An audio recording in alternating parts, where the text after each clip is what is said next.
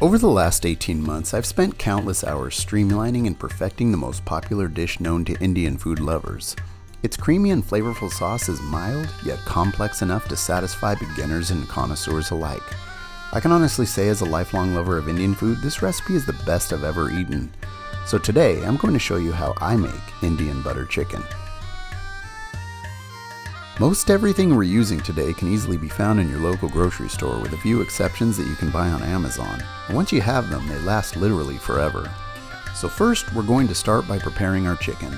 I'm using boneless, skinless thighs for this recipe, removing as much of the fat as possible, which is my least favorite part of the process.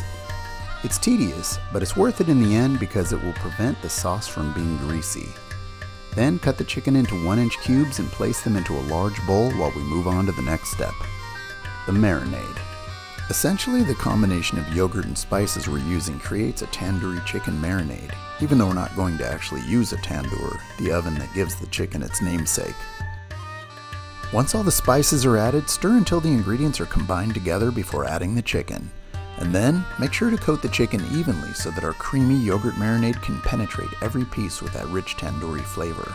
I recommend a minimum of 2 hours, but longer is better. So once our chicken is finished marinating, we're going to fry up the pieces in olive oil, a tablespoon or 2 at a time. I'm cooking on high heat because I want to brown the pieces quickly. In fact, I'm looking to char them because the burnt remnants are going to end up in the sauce and create more flavor. You'll see what I mean as we continue.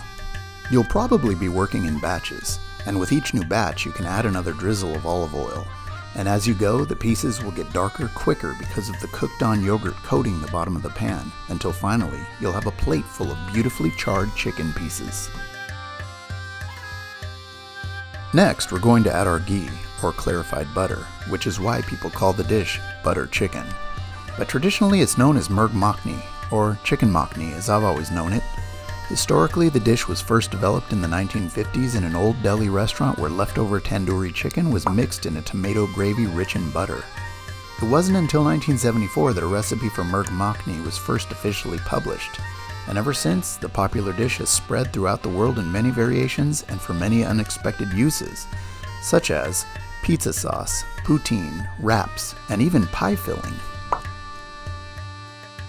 So here we are, about to add our dry spices. And by the way, don't be intimidated. When most people hear the word spice, they think of heat, but that's wrong. Spice means flavor. Heat is a separate aspect that can be controlled without changing the flavor. For instance, this recipe calls for 1 jalapeno, but it's entirely up to you whether you use 1 or none, or maybe go full gangster and drop in a scorpion pepper. As always, you can find the full recipe and a list of ingredients in the description, and don't forget to click like and subscribe. We will love you forever. At this point, after letting our mixture simmer 10 to 15 minutes, it's developed a deep red color, signaling it's time to blend. At this point, I usually add about 1/4 cup of water to help the consistency, so it's not too thick.